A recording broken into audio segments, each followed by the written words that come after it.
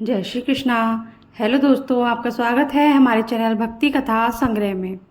आज हम आपको बताएंगे श्री कृष्ण जन्माष्टमी की तिथि, पूजा मुहूर्त और पूजा विधि और रोहिणी नक्षत्र के बारे में सब कुछ आज हम आपको बताएंगे और जन्माष्टमी की कहानी भी आज हम आपको सुनाएंगे। हर साल भाद्रपद मास के शुक्ल पक्ष की अष्टमी तिथि और रोहिणी नक्षत्र में भगवान श्री कृष्ण का जन्मोत्सव मनाया जाता है। जानते हैं इस साल सितंबर में कब रहेगी जन्माष्टमी। हर वर्ष श्री कृष्ण जन्माष्टमी भाद्रपद मास के कृष्ण पक्ष की अष्टमी तिथि को मनाई जाती है। शास्त्रों के अनुसार द्वापर युग में इस तिथि को भगवान श्री कृष्ण का आधी रात को जन्म हुआ था। उस समय रोहिणी नक्षत्र था, इसलिए जन्माष्टमी तिथि पर रोहिणी नक्षत्र का भी विचार किया जाता है। इस साल भी रोहिणी नक्षत्र और अष्टमी तिथि के चक्कर में जन्माष्टमी की तारीख में कुछ कन्फ्यूजन की स्थिति बनी हुई है। तो आइए जानते हैं गृहस्थों के लिए जन्माष्टमी का पर्व किस दिन मनाया जाएगा। भाद्रपद कृष्ण अष्टमी तिथि 6 सितंबर को दोपहर 3:37 से प्रारंभ होगी और 7 2023 को शाम 4:14 पर समाप्त होगी।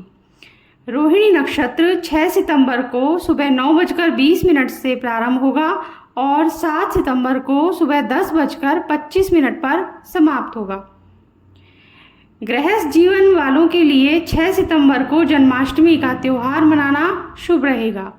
इस दिन रोहिणी नक्षत्र व रात्रि पूजन का भी शुभ मुहूर्त बन रहा है। बाल गोपाल का जन्म मध्य रात्रि को हुआ था, इसलिए इस साल 6 सितंबर को मथुरा में भी जन्माष्टमी मनाई जाएगी।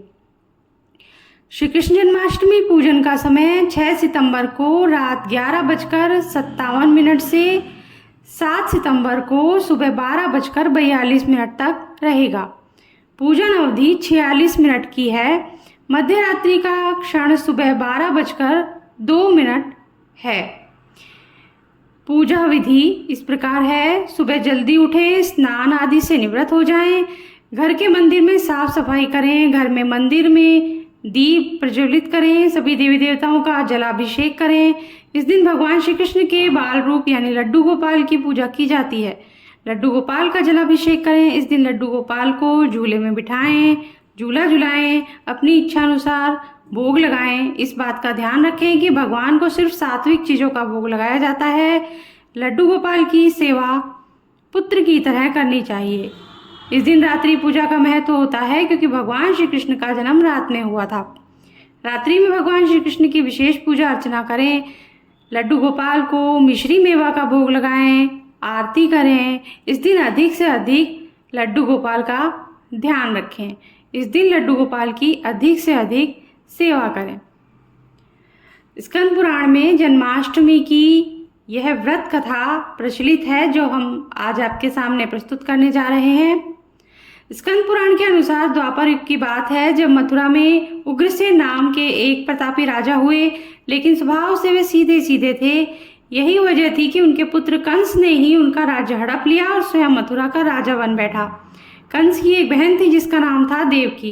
कंस उनसे बहुत प्रेम करता था। फिर देवकी का विवाह वसुदेव से तय हुआ, तो विवाह संपन्न होने के बाद कंस स्वयं ही रथ हाँकते हुए बहन को ससुराल छोड़ने के लिए रवाना हुआ। स्कंद पुराण के अनुसार जब कंस बहन को छोड़ने के लिए जा रहा था, तभी एक आकाशवाणी हुई कि जिस बहन को वह इतने प्रेम से विदा करके स्वयं ही जा रहा है, उसी बहन का 8वां पुत्र तेरा संहार करेगा। यह सुनते ही कंस क्रोधित हो गया और देवकी और वसुदेव को मारने के लिए जैसे ही आगे बढ़ा, तभी वसुदेव ने कहा कि यह देवकी को कोई नुकसान नहीं पहुंचाए, वह स्वयं ही देवकी के 8वीं संतान कंस को सौंप देगा। इसके बाद कंस ने वसुदेव और देवकी को मारने के लिए बजाय कारागार में डाल दिया। कंस की बहन देवकी ने कारागार में ही 7 संतानों को जन्म दिया और कंस ने भी सभी को एक एक करके मार दिया। इसके बाद जैसे ही देवकी फिर गर्भवती हुई, तभी कंस ने कारागार का पहरा और भी कड़ा कर दिया। तभी भाद्रपद माह के कृष्ण पक्ष की अष्टमी को रोहिणी नक्षत्र में कन्हैया का जन्म हुआ। तभी श्री विष्णु ने वसुदेव को दर्शन देकर कहा कि स्वयं ही उनके पुत्र के रूप में वे जन्मे हैं। श्रीहरि ने वसुदेव जी से कहा कि वह कन्हैया को वृंदावन में अपने मित्र नंद बाबा के घर छोड़ आए और यशोदा जी के गर्भ से जिस कन्या का जन्म हुआ है उसे कारागार में ले आए। यशोदा जी के गर्भ में जन्मी कन्या कोई और नहीं बल्कि स्वयं माया थी। वह सब कुछ सुनने के बाद वसुदेव जी ने वैसा ही किया। वसुदेव जी ने जैसे ही कन्हैया को अपनी गोद में उठाया, कारागार के ताले खुद ही खुल गए। पहरेदारों को अपने आप ही नींद के आगोश में आ गए। फिर वसुदेव जी कन्हैया को टोकरी में रखकर वृंदावन की ओर चले। कहते हैं कि उस समय यमुना जी पूरे उफान पर थी। तब वसुदेव जी महाराज ने टोकरी को सिर पर रखा और यमुना जी को पार करके नंद बाबा के घर पहुंचे। वहां उन्होंने कन्हैया को यशोदा जी के साथ पास रखकर कन्या को लेकर मथुरा वापस लौट आए। स्कंद पुराण के अनुसार जब कंस और देवकी की 8वीं संतान के बारे में पता चला तो वह कारागार पहुंचा। वहां उसने देखा कि 8वीं संतान तो कन्या है, फिर भी वह उससे जमीन पर पटकने ही लगा था कि वह माया रूपी कन्या आसमान में पहुंचकर बोली कि रे मूर्ख, तूने मुझे मारने से कुछ नहीं होगा। तेरा काल तो पहले ही वृंदावन पहुंच चुका है और वह जल्द ही तेरा अंत करेगा। इसके बाद कंस ने वृंदावन में जन्मे नवजातों का पता लगाया। जब यशोदा के लाला का पता चला तो उसे मारने के लिए कई प्रयास किए। कई राक्षसों को भी भेजा, लेकिन कोई भी उस बालक का बाल भी बांका नहीं कर पाया। तो कंस को यह एहसास हो गया कि नंद बाबा का बालक ही वासुदेव देवकी की 8वीं संतान है। कृष्ण ने युवावस्था में कंस का अंत किया।